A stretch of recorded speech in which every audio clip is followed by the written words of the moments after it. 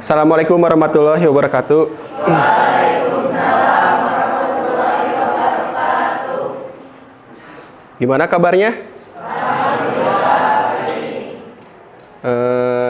Bapak absen dulu ya, sebelum kita mulai materinya. Adam Putra, Afrilianti, Ahdan, Alena,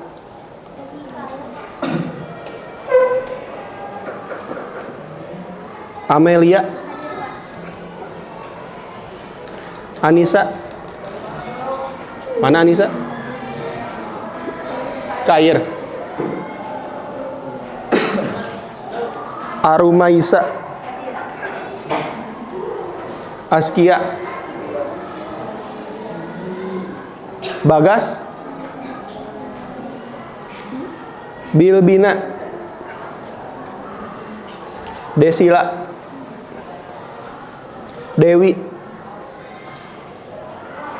Dika, Eva, Fatimah, Haikal, Hasna, Indri, Julian,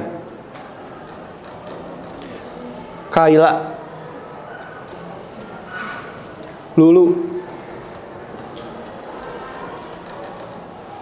M. Fabian. M-nya apa? Muhammad. Muhammad Fauzan, Monika, Muhammad Rafa, Muhammad Dwi, Nabila Putri, Naura, Neng Siti, Nindi, Novia, Nuratifah, Fahri, Rafa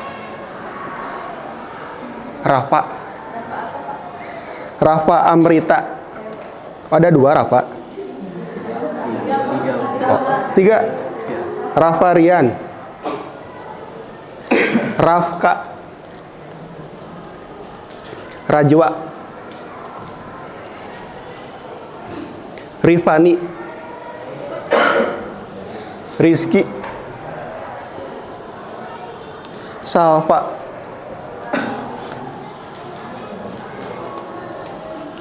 Salsabila,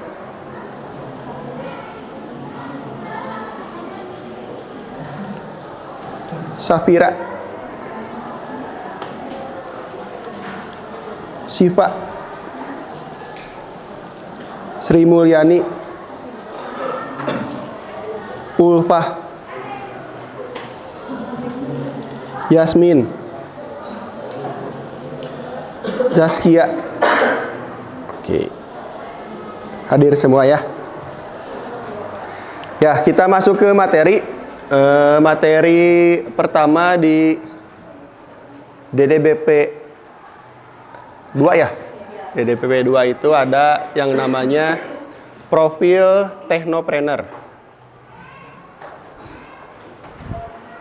Ada yang tahu teknopreneur itu apa? Tahu nggak? Technopreneurship adalah gabungan dari teknologi dan entrepreneurship. Fokus utamanya adalah pada pemanfaatan inovasi teknologi untuk menciptakan produk atau layanan baru yang memiliki nilai pasar. Ya, silakan.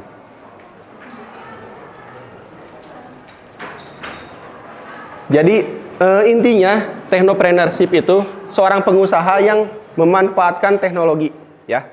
Jadi seseorang yang berbisnis, mau apapun bisnisnya, tapi dia memanfaatkan teknologi dalam bisnisnya. Mau dicatat? Ya, silakan.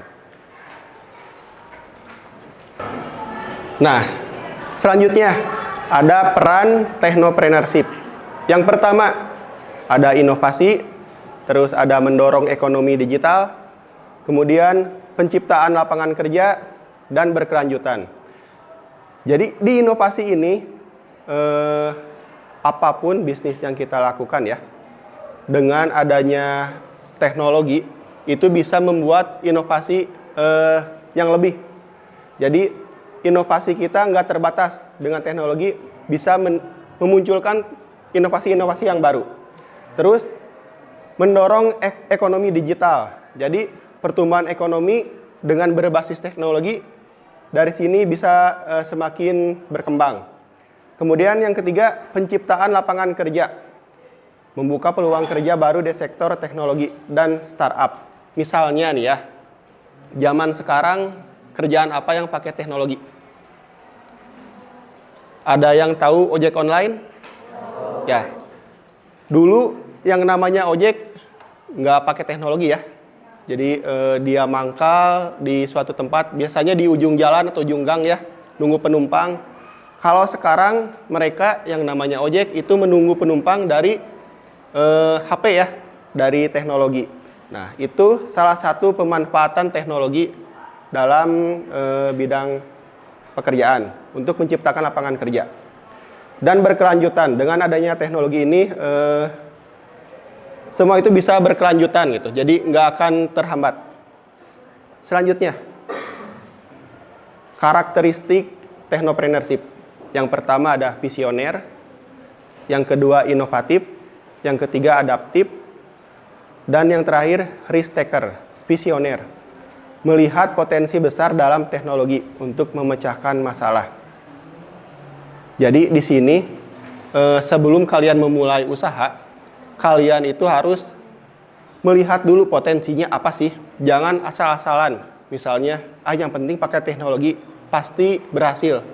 Itu belum tentu ya. Jadi semuanya tergantung potensi yang ada di bidang tersebut. Selanjutnya ada inovatif. Selalu mencari cara baru untuk mengaplikasikan teknologi. Jadi walaupun dengan teknologi, kita jangan sampai terlalu bergantung ke teknologinya, tapi tetap kembali ke inovasi masing-masing ya. Kita harus punya inovasi yang berbeda dari orang lain. Yang ketiga adaptif, cepat beradaptasi dengan perubahan teknologi dan pasar. Nah, yang namanya teknologi itu perkembangannya cepat ya. Kayak tadi ojek, dulu nggak pakai yang namanya teknologi, nggak pakai aplikasi. Sekarang pakai aplikasi. Terus ada juga yang jualan. Dulu jualan itu di toko-toko ya. Sekarang nggak punya toko pun bisa jualan ya. Bisa pakai media sosial dan sebagainya. Ada lagi, kalau pakai media sosial kan biasanya orangnya jualan di depan kamera ya. Sekarang berkembang lagi. Ada yang tahu? Kita nggak usah tampil di kamera. Ada yang menggunakan teknologi AI, ya, pakai artificial intelligence. Jadi yang tampil di depannya itu karakter buatan AI. Ada yang pernah lihat? Ada ya. Nah itu salah satu perkembangan dari teknologi. Nah, teknologi itu semakin hari semakin berkembang. Perkembangannya cepat. Yang terakhir ada risk taker. Apapun yang kita lakukan, kita tuh harus tahu resikonya kayak gimana. Nggak ada sesuatu, misalnya dalam pekerjaan, nggak ada yang gampang, nggak ada yang mudah. Semuanya pasti ada resiko. Resiko itu harus berani kita ambil. Kalau kita nggak berani ambil, kita nggak akan bisa sukses. Ya, pasti ketakutan terus. Dalam semua hal pasti ada resikonya. Kita harus berani ambil dan harus yakin. Ya. Selanjutnya, jenis-jenis technopreneurship. Yang pertama, ada digital technopreneurship. Ini penggunaan teknologi digital kayak aplikasi, kayak tadi ya, yang ojek online pakai aplikasi. Terus yang kedua ada biotechnopreneurship, menggunakan bioteknologi untuk menciptakan inovasi di bidang medis, pertanian, dan lainnya. Jadi, teknologi ini bisa ke berbagai macam bidang, termasuk ke bidang medis dan pertanian, dan lainnya juga. Yang ketiga ada green technopreneurship. Nah, ini bisnis berbasis ramah lingkungan, fokus pada keberlanjutan. Ada yang tahu green technopreneurship itu kayak apa?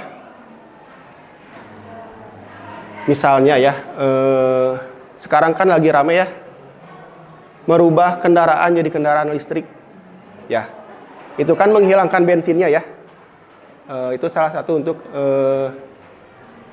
bertujuan untuk ramah lingkungan. Yang terakhir ada vintage technopreneurship, penggunaan teknologi untuk inovasi di bidang keuangan. Ada yang tahu bidang keuangan apa? Ada yang pakai Dana, OPPO, GoPay, tahu ya? Nah, itu dalam bidang keuangan. Selanjutnya, tantangan technopreneurship. Yang pertama, keterbatasan modal. Biasanya yang berhubungan sama teknologi itu berhubungan sama modal. Contohnya tadi, kalau mau jadi ojek online harus punya motor dan HP ya, terutama HP ya. Kalau motor kan bisa aja minjem ya, tapi kalau HP harus punya. Terus selanjutnya persaingan teknologi, harus selalu update dengan tren teknologi. Jadi kalau kita pakai teknologi tapi kita nggak update dan nggak ngerti tentang teknologinya, itu percuma ya. Jadi kita harus paham perkembangan teknologi yang terbaru. Yang ketiga, keamanan dan privasi. Ada yang pernah dengar kasus tiba-tiba tanpa sadar dia jadi kena pinjol ya, karena datanya itu tersebar, bocor. Padahal dia nggak daftar pinjol, tapi tiba-tiba dia jadi terkena pinjol. Ini salah satu resikonya, keamanan dan privasi. Data di internet itu bisa diakses sama siapapun ya, kalau udah masuk internet. Yang keempat, regulasi. Mematuhi regulasi yang berlaku, terutama industri-industri yang sangat diatur seperti kesehatan atau keuangan. Jadi, apapun bidangnya pasti ada regulasinya, ada peraturannya ya. Nah, ini ada karir di bidang broadcasting. Bapak kasih 5 ya contohnya ya. Yang pertama ada produser, yang kedua sutradara, ketiga presenter, yang keempat jurnalis, yang kelima editor audio dan video. Ada yang tahu ini apa? Tahu nggak? Produser apa? Apa produser? Bedanya sama ini sutradara apa?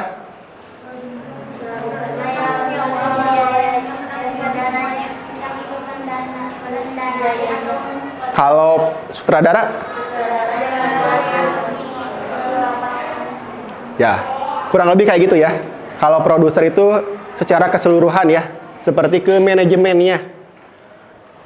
Soal biaya, soal administrasi dan lain-lainnya, soal keuntungannya, kayak gitu ya. Kalau sutradara, benar tadi, soal di lapangannya, soal produksi, kayak kalau film, produksi filmnya, kayak gimana, kayak gitu. Presenter, tahu apa? Pembawa acara, ya. Jurnalis, apa? Pembawa. Kalau presenter, pembawa berita bukan? Apa bedanya? Nah, kalau kalian pernah nonton berita, yang ada di studio itu presenter, yang ada di luar jurnalisnya, ya, kayak gitu. Yang kelima, editor audio dan video. Ini ke editing ya. Kalau kalian syuting film atau apapun, kalau udah jadi, itu nggak, film misalnya kalau udah di-shoot pakai kamera, nggak cuman gitu aja ya, pasti ada editingnya dulu. Entah itu dari grafisnya, dari audionya, pasti diedit dulu. Ada 5 lagi nih. Yang keenam, script writer, penulis naskah.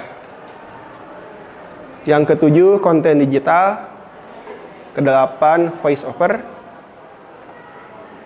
Kesembilan, makeup artist. Ke-10, director of photography. Scriptwriter apa? Penulis naskah, tahu ya? Yang menyusun si teksnya, dialog-dialognya kalau di film. Dia harus ngomong apa. Ini sama si scriptwriter. Yang ketujuh, konten digital. Konten digital tuh yang apa ya, kayak YouTuber, kayak gitu ya, yang aktif di media sosial, itu membuat konten-konten digital. Kedelapan, voice over talent. Pernah nonton film kartun? Apa suaranya asli dari si karakter itu? Dari manusia. Itu namanya voice over talent ya. Diisi suaranya. Pernah nonton film India? Tapi ngomongnya bahasa Indonesia? Itu di voice over ya, di dubbing gitu. Yang ke-9, make up artist. Ini tukang ngedandanin ya. Kalau di jurusan kita ada yang namanya wardrobe ya. Nanti kalau kalian yang bisa make up, pilih aja bidangnya di wardrobe ya. Kalau ada proyekan apa, kalian milih bidang wardrobe gitu. Misalnya nih ya, kita bikin film horor tanpa make up artist. Apakah kita bisa mempunyai karakter hantu? Kecuali kita ngerekrut hantu aslinya ya. Tapi nggak bisa ya. Jadi kita butuh yang namanya make up artist. Ini warna dalam sebuah film itu tergantung si make up artisnya. Kalau dandanannya kurang, si filmnya bakalan kurang menarik ya. Kayak tadi hantu tapi nggak acak-acakan, rapi, nggak horor ya. Jadi si make up artist ini perannya lumayan besar karena ditampilkan di si filmnya. Yang terakhir, ini tuh yang bertanggung jawab sama kameramen. Kalau di foto berarti fotografernya ya. Yang terakhir, thank you, terima kasih. Ya. Ada yang mau ditanyakan? Nggak ada? Dari technopreneurship, kebayang nggak karakter apa yang bisa kalian kasih contoh dari technopreneurship? Technopreneurship ini kan orang yang apa tadi? Mempunyai bisnis atau usaha dengan memanfaatkan teknologi. Dari bidang broadcasting aja. Apa?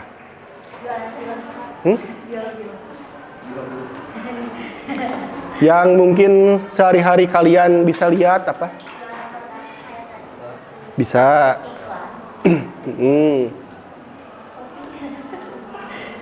Ada yang pernah nonton YouTube? Dia kan menjual ya, lagi bekerja ya, memanfaatkan teknologi. YouTuber apa yang kalian kenal? Apa? Wina Basudara, Bobon Santoso, Miao Au, Atta Halilintar. Itu Arapal geningan. Bapak kasih satu profil ya dari technopreneur. David Brady atau akrab disapa David Gadgetin adalah seorang YouTuber dan konten kreator kelahiran Palembang, Sumatera Selatan. Ia merupakan sosok di balik channel YouTube Gadgetin.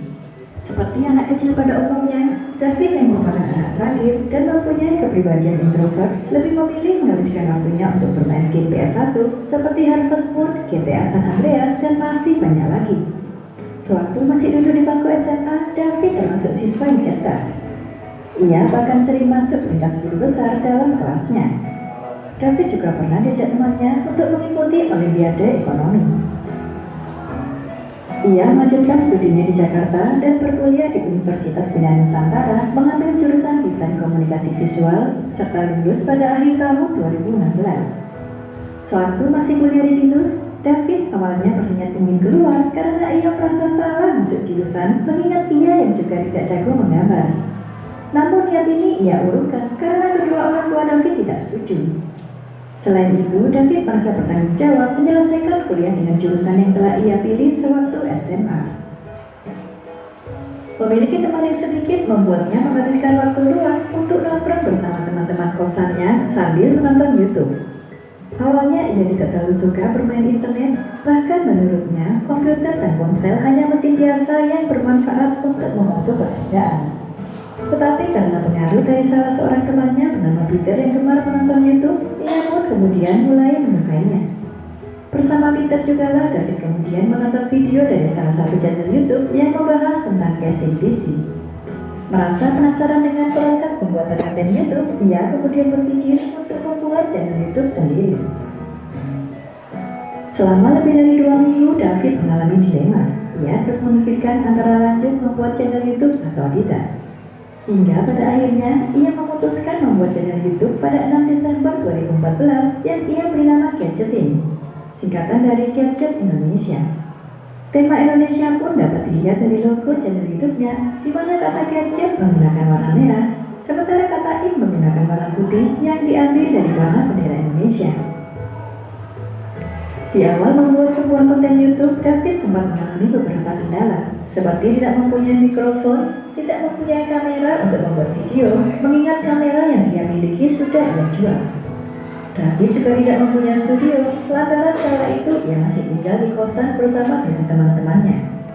David pun juga bingung HP apa yang harus ia review karena dirinya yang tidak terlalu mengerti tentang HP dan masih menggunakan HP BlackBerry bukan Android. Hingga akhirnya ia memutuskan untuk meminjam peralatan seperti kamera Canon, mikrofon, dan sebuah tripod dari temannya yang bernama Arya dan Iksan. David juga rela menggunakan uang tabungan yang ia kumpulkan sejak SMP untuk membeli HP Xiaomi Mi 3 yang akan ia gunakan untuk review. Alasan David memilih Xiaomi karena kala itu merek Xiaomi memang tengah booming di pasaran. Dalam pembuatan konten pertamanya ini, David memerlukan waktu hingga 2-3 minggu. David menceritakan bahwa ia harus melakukan riset terlebih dahulu, kemudian menulis data yang ia dapat, lalu memasukkan suaranya hingga mengeditnya sendiri. Ia pun memanfaatkan sisi pojok kamarnya dan cahaya dari matahari untuk menjadi lighting. Bahkan jika cuaca sedang mendung, David akan melanjutkannya pada keesokan harinya. Berkat upayanya ini, pada minggu pertama konten yang ia buat ditayangkan, David mampu mendapatkan lebih dari 100 viewers. Hal ini tentu saja membuatnya sangat senang. Ia kemudian melanjutkan membuat video keduanya yang mereview tentang HP Microsoft Lumia 535 yang kala itu tengah pakai digandrungi dan David juga menyukai Windows Phone. Setelah video keduanya tayang pada channel YouTube miliknya, ia kemudian memutuskan untuk berhenti membuat video YouTube. Hal ini dikarenakan David sudah merasa puas dan tidak merasa penasaran lagi. Ternyata setelah 1 bulan, video keduanya mampu menembus lebih dari 50.000 viewers. Melihat hal ini, tentu saja David merasa bersemangat dan akhirnya memutuskan untuk kembali membuat konten YouTube. Selang 2 bulan, ia kemudian mengunggah video ketiganya. Tak kalah dengan konten sebelumnya, video ketiganya pun mendapat respon dan komen yang positif dari para penontonnya. Meskipun viewers dan subscribersnya semakin meningkat, namun David merasa menjadi YouTuber belum bisa dijadikan pegangan kala itu. Untuk menyambung hidup di Jakarta, ia harus mencari pemasukan lain. Hingga akhirnya salah seorang temannya yang bernama Hadi menawarkan pekerjaan sebagai penulis untuk sebuah website. Walaupun demikian, sisa waktu menulis pun digunakannya untuk membuat konten YouTube. Kegigihannya ia buktikan dengan menumpang warung Indomie demi membuat video. Seiring berjalannya waktu, berkat kekonsistenannya menyuguhkan konten yang menarik, jumlah penonton channel Gadgetin semakin bertambah, begitu pula dengan subscribersnya. David pun kemudian merasakan AdSense pertamanya sebesar 1,6 juta rupiah.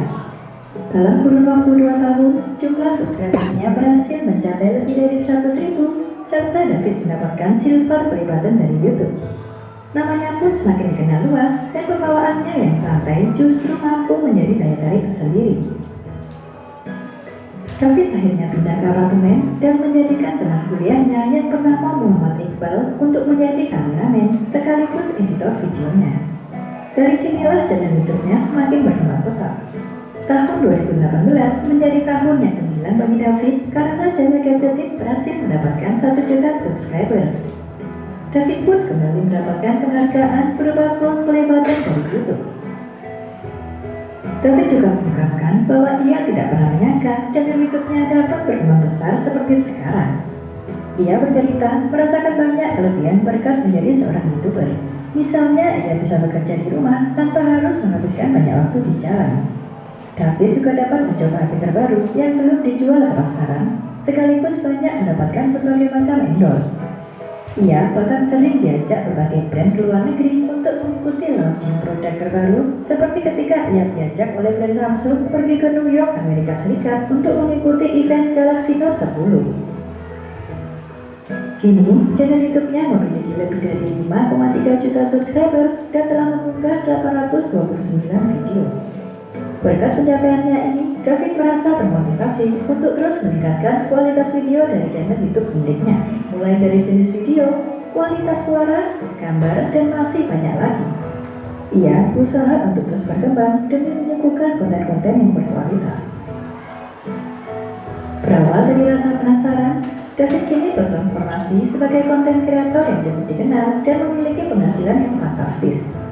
David memberikan kita semua pelajaran bahwa kita harus kreatif dalam melihat peluang, karena dalam setiap peluang ada kesuksesan yang sedang menanti. Terima kasih sudah menonton video ini hingga akhir. Jangan lupa like, subscribe, dan komen di kolom komentar apabila ada tokoh atau artis yang ingin kalian tonton selanjutnya.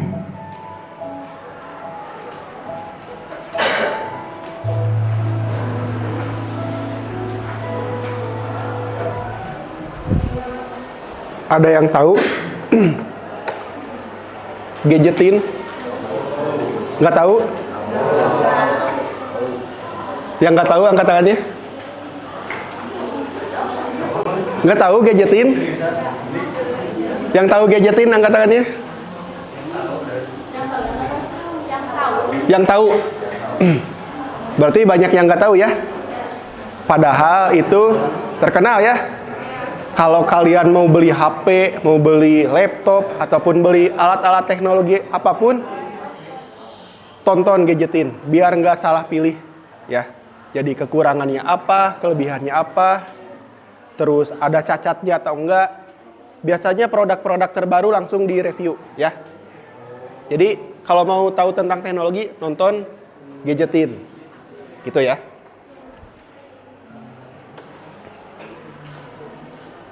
Tadi ada yang bilang apa?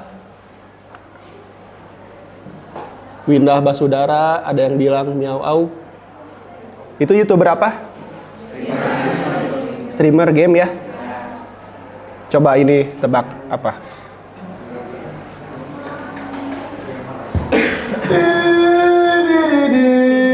Oh my level, let it go. Hey guys, kembali lagi bersama gua si Miao. Itu apa? Windah Miao Au. Miao Au. Bener. Kan musiknya itu.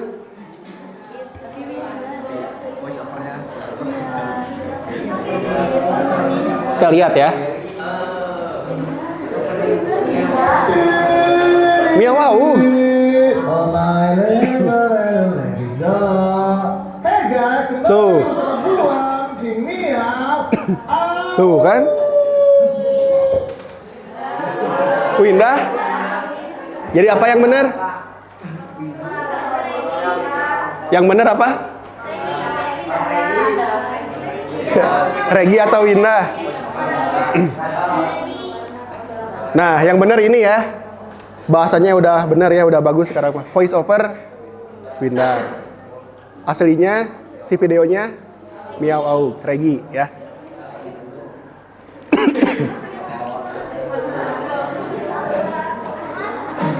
Jadi itu termasuk technopreneurship bukan? Mohon perhatian ya. Termasuk technopreneurship bukan? Kenapa termasuk? Memanfaatkan teknologi ya. Sekarang lagi zaman Entah itu yang di medsos, mau di Instagram, TikTok, atau YouTube.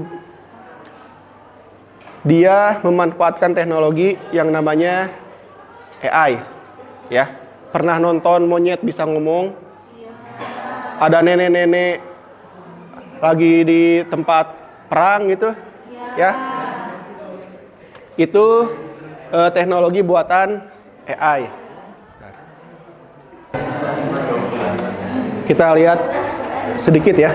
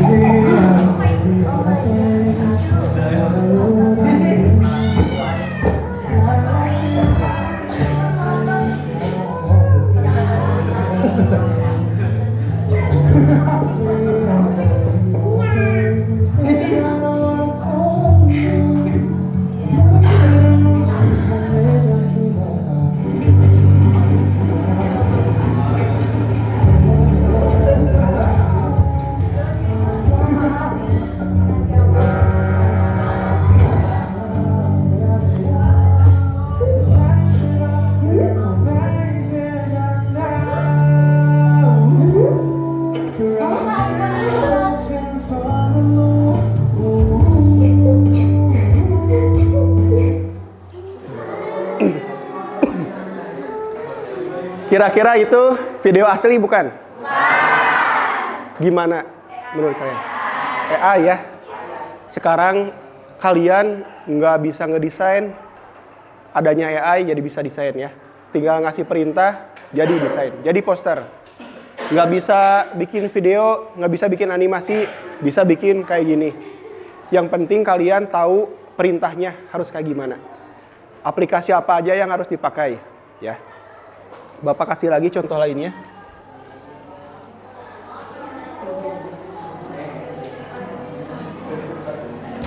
Jibril Makumi, kalau bikin prom jangan kerjain orang tua.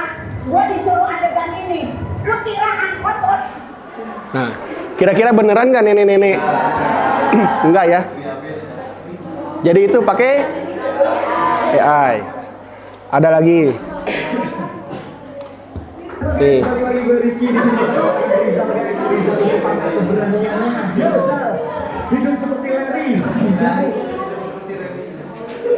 Apa mungkin monyet kayak gitu? Mungkin ya. Cuman nggak bisa ngomong. Ya. Satu lagi. Bang Hendra, ngetik promnya nggak ngotak. Masa gue dikirim ke medan perang?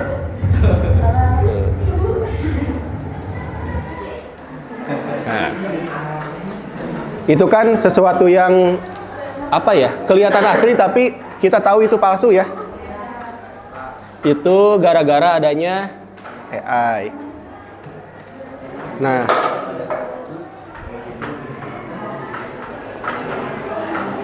Bapak kemarin ngasih tugas kalian bikin apa? Bukan. Peta konsep. Pakai Canva. Canva-nya yang AI. Udah dibikin? Udah ngumpulin semua? Nah, Bapak udah lihat? Kan Bapak minta ya, kalian pakai AI. Tapi kalian edit lagi. Ya. Ada yang Bapak yakin itu pakai AI, udah aja langsung kumpulin. Ya, ada yang gitu ya? Kenapa Bapak tahu? Karena pas Bapak buka, bahasanya nggak tahu bahasa apa isinya. Ya. Tapi nggak apa-apa, kan Bapak nyuruhnya buat coba aja, ya. Buat pengalaman kalian, gimana sih cara bikinnya. Nanti kalau Bapak kasih tugas, beneran tugas ya sekarang mah ya. Isinya harus bener, ya. Jangan minimal bisa kita pahami lah ya. Dari bacaannya, terus dari tampilannya, jangan yang bikin pusing.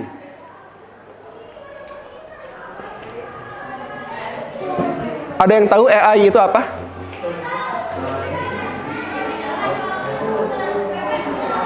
Kalau kepanjangannya artificial intelligence, kecerdasan artifisial atau kecerdasan buatan, ya.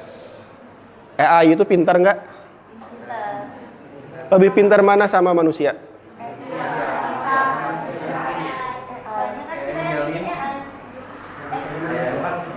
Kalau Bapak tanya ke AI sama tanya ke kamu, lebih tahu mana? Jadi lebih pintar mana? Manusia, ya. Cuman manusianya tergantung manusianya ya. Tapi kalau dibandingkan ya lebih baik manusia. Kenapa? Karena AI itu cuman punya data, tapi nggak punya yang namanya nggak punya emosional, nggak punya perasaan, ya. Ada yang tahu robot pintar? Kalau di Indonesia kemarin ada polisi ya, polisi punya robot anjing, ya. Coba anjingnya dipukul, kesakitan nggak? Tapi anjingnya pintar ya. Itu kelemahan AI.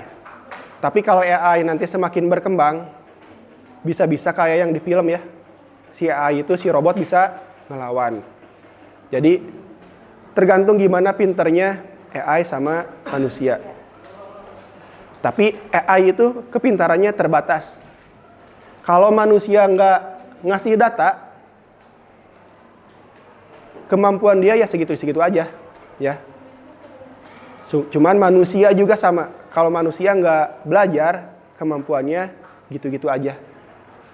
Tapi AI tergantung sama manusia. Kalau manusia tergantung sama diri sendiri. Kalau kalian nggak belajar, kalian yang nentuin kan ya? Kalian mau jadi apa? Kalian yang nentuin. Kalau kalian mau pintar, kalian harus belajar. Kalau kalian nggak bisa apa-apa, itu tanggung jawab kalian sendiri karena kalian nggak belajar. Kalau AI nggak kayak gitu. Dia dikasih data sama manusia, dia lebih pintar. Dia nggak dikasih data, ya udah segitu aja. Ya, jadi tergantung sama manusia. Jadi lebih baik AI atau manusia? Manusia ya. Untuk saat ini, kedepannya nggak tahu ya. Tapi jangan sampai kita kalah sama AI. Jangan kalah sama buatan kita sendiri, ya.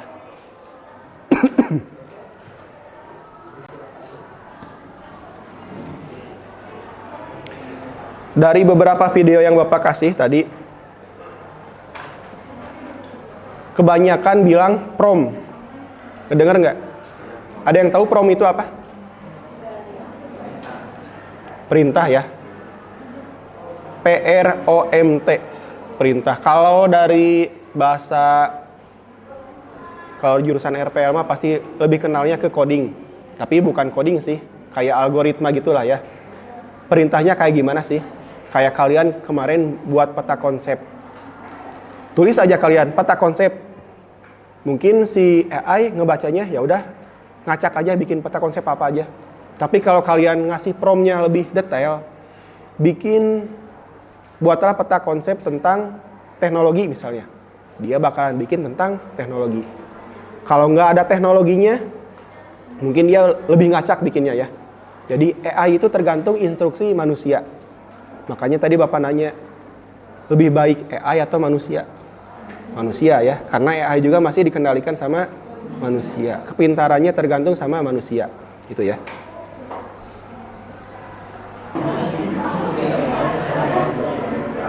Ya, mohon perhatiannya. Bapak mau ngasih gambaran ya, gimana AI itu bekerja.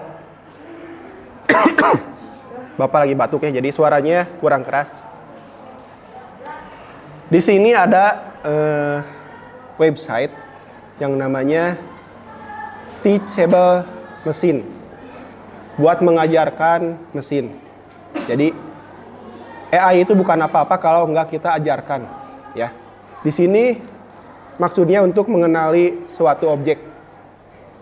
Di sini ada kelas 1, kelas 2. Ini tuh kelas itu kayak grup ya. Kita bisa masukkan gambar di sini. Contohnya, Bapak masukkan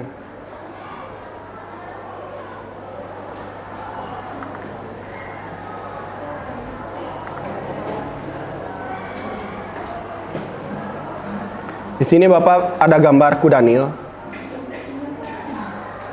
Ada jumlahnya ada 10 ya. Bapak masukin ke sini. Kita kasih nama kudanil. Kudanil. Terus di sini tadi Bapak punya gambar kucing. Kita masukkan gambarnya.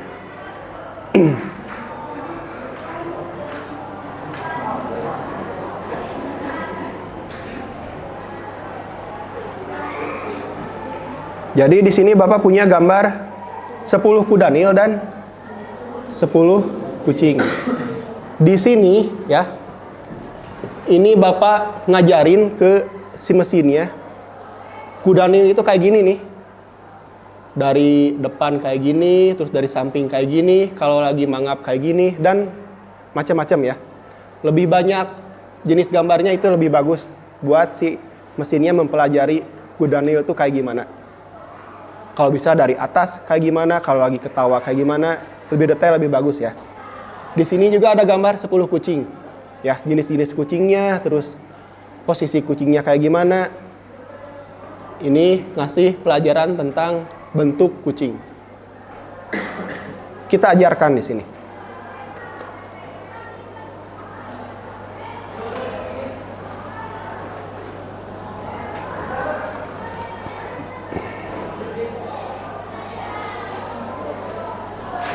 Nah,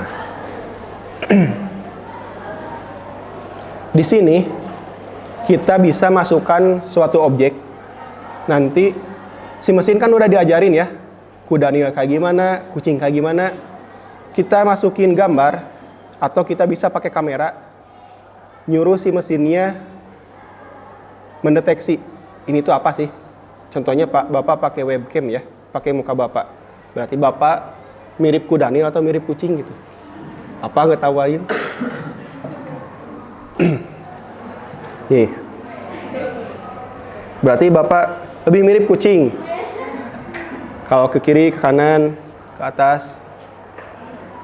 Mending lah ya daripada mirip kuda nil.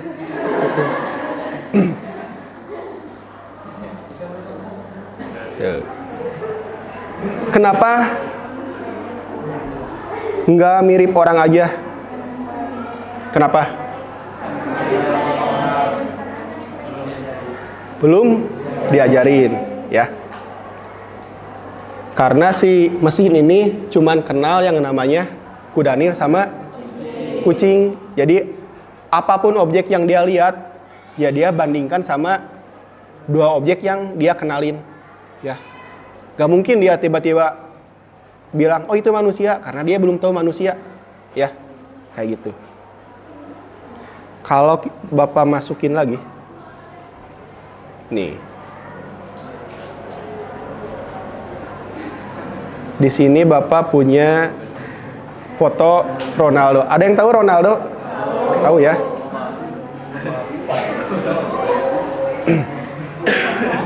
Kebangetan kalau Bapak mirip kuda nil daripada Ronaldo gitu ya. Kita aja kasih nama dulu. Ronaldo. Oke. Ajarkan.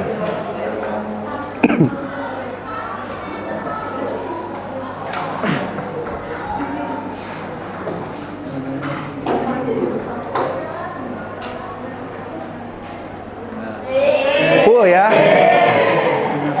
Kuda nilnya 0, kucingnya 0. Ronaldonya 100. Kenapa? Karena jenisnya sama ya, manusia. Berarti si mesinnya udah mulai pinter. Kenapa mesinnya udah bisa nebak? Karena udah, iya bener, ada perbandingan tambahan ya. Udah diajarkan lagi. Tadi ada kuda nil, ada kucing, terus diajarkan lagi bentuk manusia kayak gimana. Di sini manusianya Ronaldo gitu ya. Ih, muncul. Berarti masih ada jenis-jenis kuda nilnya di Bapak gitu. Itu gambaran dari AI ya. Paham ya cara kerja AI gimana? Kalau kita nggak ajarin, dia nggak akan bisa apa-apa. Kemarin kalian bikin peta konsep ya. Kenapa dia bisa bikin peta konsep sendiri? Diperintah. Tapi kalau dia nggak diajarin, nggak akan bisa. Meskipun diperintah, ya. Belajar dari mana dia? Ini mah cuma contoh. Karena kalian Canva pakai internet ya. Jadi dia ngambil datanya dari internet kebanyakan ya. Nah, jangan mentang-mentang kalian sekarang punya teknologi yang namanya AI. Di WhatsApp aja ada AI ya? Ada yang tahu? Apa? Meta. Ada yang pernah coba? Kalian bisa tanya apapun ke situ ya. Dia pasti jawab. Kenapa kayak gitu? Karena dia punya data. Mohon perhatiannya. Berhubung sekarang udah zamannya AI ya. Kalian jangan pakai AI sembarangan. Jangan masukin data sembarangan. Misalnya tadi ke Meta AI. Masukin nama kalian. Nanti nama kalian bisa kesebar. Nama sama nomor HP, nomor induk penduduk, nomor KTP ya. Foto jangan disebar-sebar. Karena bisa takutnya disalahgunakan. Kayak tadi nenek-nenek ada di helikopter. Kita nggak tahu ya itu gambar dari mana. Itu bukan dibuat sama yang pembuatnya, tapi ngambil wajah secara acak. Ya. Atau bisa juga kalian ngambil contoh foto bisa digerakin sekarang mah ya.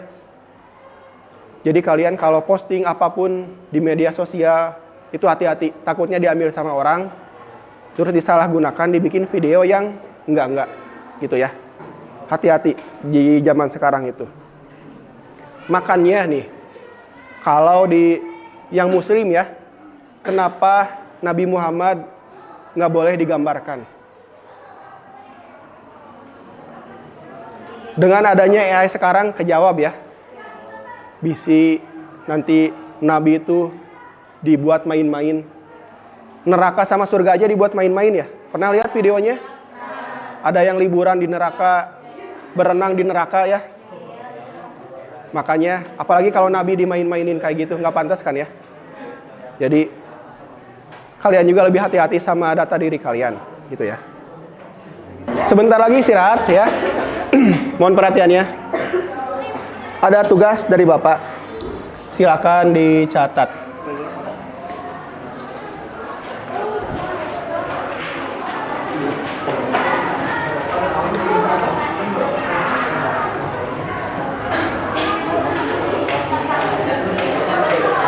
Ini dikerjakan secara kelompok ya.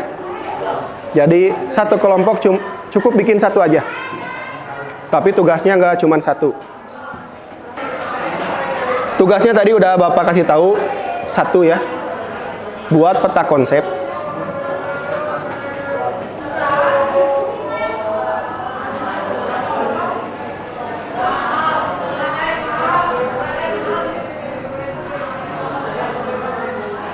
Judulnya atau temanya, isinya ya.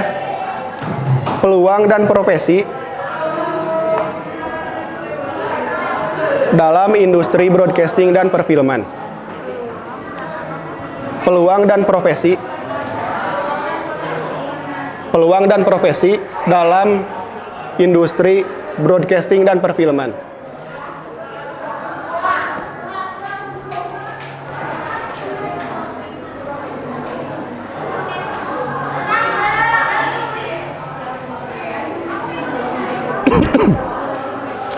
Buat peta konsep yang isinya tentang peluang dan profesi dalam industri broadcasting dan perfilman.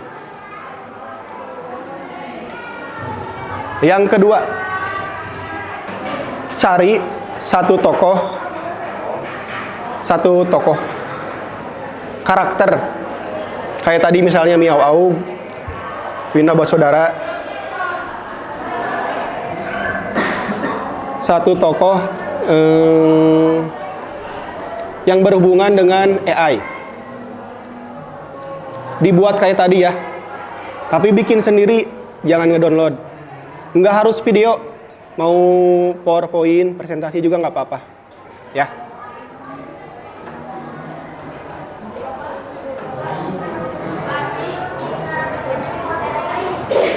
Cari misalnya YouTuber apa yang pakai AI. Misalnya si Windah Basudara pakai AI nggak? Kalau pakai, boleh dipilih. Ya. Yang ketiga,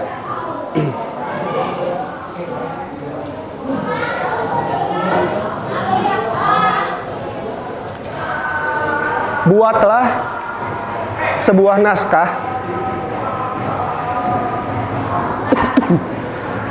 naskahnya bebas ya, mau naskah film atau naskah buat konten-konten media sosial terserah. Yang penting naskah kayak dialog gitu dengan menggunakan AI. Contohnya ChatGPT ya. Buatnya pakai AI.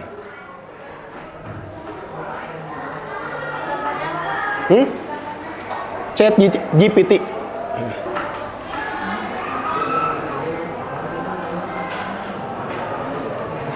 Cukup? Susah gampang? Gampang ya. Pakai AI, tinggal arahkan, udah dapat hasilnya. Tapi sekali lagi, mohon perhatiannya. Kalau hasil AI-nya kurang memuaskan, kalian edit lagi ya. Terutama yang peta konsep. Peta konsep kan bisa diedit ya. Jangan sampai si isinya bahasanya aneh-aneh ya. Gimana caranya biar isinya nggak aneh? Kalau kalian nggak mau ngedit, berarti si promptnya harus lebih detail ya.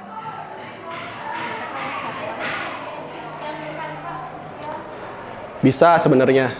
Kalau nggak mau diedit, berarti si promptnya harus lebih detail ya. Ya berarti coba dari si promptnya biar hasilnya lebih jelas, lebih terarah gitu ya. Ada lagi pertanyaan? Ada pertanyaan?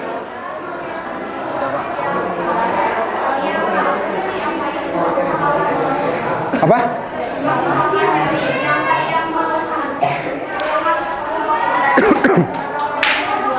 Dibuat kayak tadi.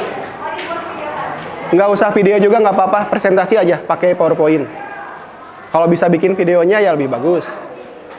Pokoknya kalian presentasikan gitu ya. Kenalkan itu teh apa, siapa, pakai AI-nya apa gitu. Ya. Ada lagi? Apa? Jam 1 Bapak masuk lagi buat ngecek. Ya. Ada lagi? Ya. Kalau nggak ada pertanyaan lagi, buat sesi hari ini Bapak cukupkan sampai di sini. Ya. Bapak cukupkan sampai di sini. Buat istirahat ya. Nanti jam 1 Bapak masuk lagi ke sini. Ya. Silahkan barangnya dibereskan, kita istirahat dan sholat buat yang muslim. Ya. Udah di dalam semua? Ya. Udah beres tugasnya? Berapa lagi? Satu lagi. Ya. Untuk tugasnya kita lanjut besok ya. Sekarang waktunya udah selesai. Bentar lagi lah. Harusnya sih 2:30 ya. Cuman sekarang tuh jamnya dikurangin. Jadi kita pulang 14:05. Tapi ada satu lagi yang mau Bapak tunjukin. Ada yang pernah main ini?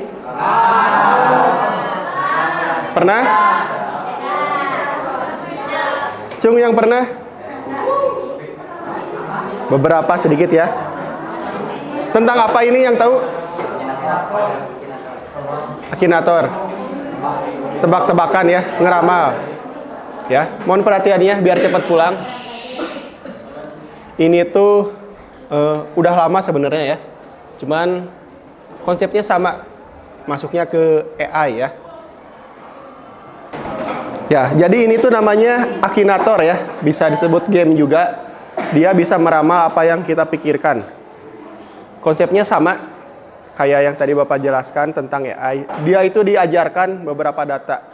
Kayak tadi, kucing tuh gimana sih? Kudanil tuh gimana sih? Kayak gitu ya. Sekarang kita sepakati, pikirkan satu orang terkenal yang mau kita pilih siapa? Siapa? Jokowi. Apa? Pak Deddy Corbuzier. KDM. Oke. Deddy Mulyadi ya. Kita jawab pertanyaannya ya. Apa dia orang yang nyata? Ya. Bentar. Belum apa-apa udah nggak tahu ya.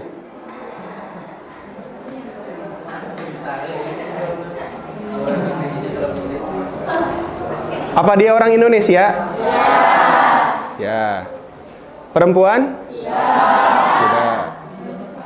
Gamer? Siapa tahu main game di rumahnya? Tidak ya? Sudah menikah? Berarti udah kan? Ya. Seorang presiden atau mantan presiden? Berkaitan dengan luar angkasa? Apa iya? Tidak ya? Seorang YouTuber? Ya. Mempunyai anak laki-laki? Punya. Bekerja di TV? Tidak. Mungkin. Berambut? Tapi kan ditutupin ya. Punya anak yang terkenal? Terkenal? Mungkin. Berinisial A? Tidak. Anggota? Bisa jadi ya? Tidak. Pembawa acara? Tidak. Berinisial D? Ya. Gubernur? Sunda? Berbicara Sunda?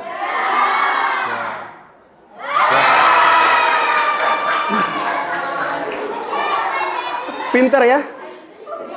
Nah, itu cara kerjanya AI ya. Tapi tanpa diajarin dia nggak akan bisa ya. Setahu Bapak ini bisa kita masukin lagi data-datanya. Kalau ada yang kurang akurat bisa dimasukin lagi.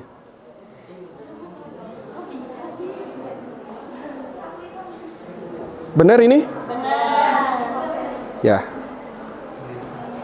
Tuh ini kan ada pilihan-pilihannya ya. Jadi bisa kita perbaiki kalau dia ada kesalahan. Jadi yang namanya AI itu walaupun pintar tapi tetap nggak sempurna ya. Tetap butuh info dari kita. Jadi untuk hari ini apa yang kalian pelajari? AI, terus?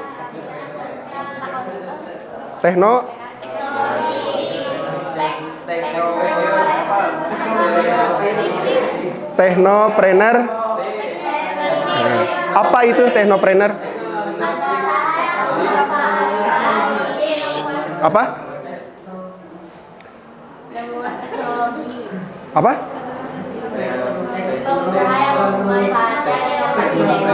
Ya, pengusaha yang memanfaatkan inovasi teknologi. Jadi, kalau Bapak tanya, kalian nggak usah jawabannya sama kayak di buku, kayak di mana-mana. Menurut kalian aja apa? Yang penting intinya sama, ya. Selain teknopreneur, apa lagi? AI. AI itu apa? Kepanjangannya aja. Apa? Itu Indonesianya. Artificial Intelligence. Ya. Ingat-ingat ya.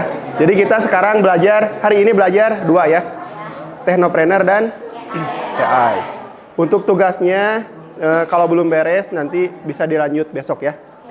Jadi terima kasih untuk hari ini. Untuk hari ini Bapak cukupkan sampai di sini. Kita lanjut lagi di pertemuan selanjutnya.